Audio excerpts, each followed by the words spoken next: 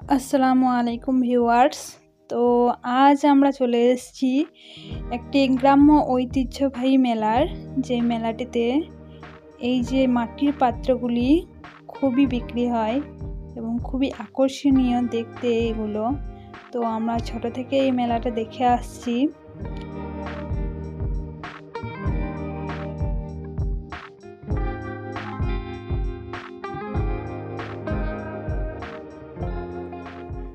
তো মাটির পাত্রের দাম কিন্তু খুবই সামান্য হলেও জিনিসগুলো দেখতে খুবই ভালো, খুবই সুন্দর।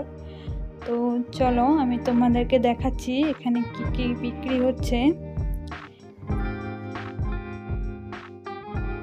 তো আমরা প্রথমে মেলা ঢোকার আগে সব দামগুলো জিজ্ঞেস করে নিয়েছিলাম। তারপরে মেলা থেকে বেরিয়ে কিছু কিছু জিনিস আমরা কিনে নিয়েছি, সেগুলো আমরা তোমাদেরকে পরে অন্য কোনো ভিডিওতে দেখানোর চেষ্টা করব। তো দেখতে পাচ্ছ কত সুন্দর জিনিসগুলো, এগুলোর দাম কিন্তু 20 টাকা।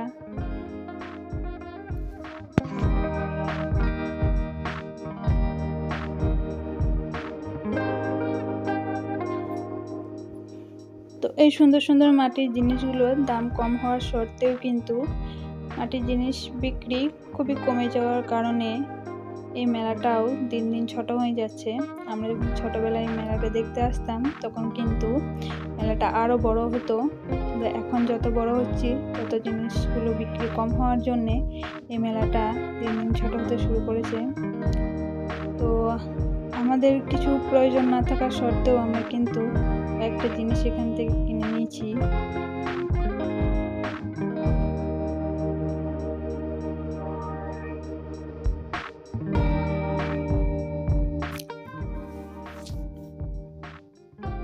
বন্ধুরা, মাটির পাত্রে রান্না কিন্তু খুবই সুস্বাদু হয়, আর মাটির পাত্রে রান্না করলে কিন্তু অনেক কিছু উপকারিতাও আছে, যেটা হয়তো আমরা এখনকার মানুষরা হয়তো অতটা বুঝি না, মানে বুঝতে চাই না।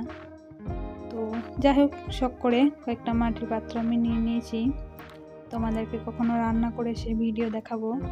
তো তোমরা আমাদের পাশে থেকো।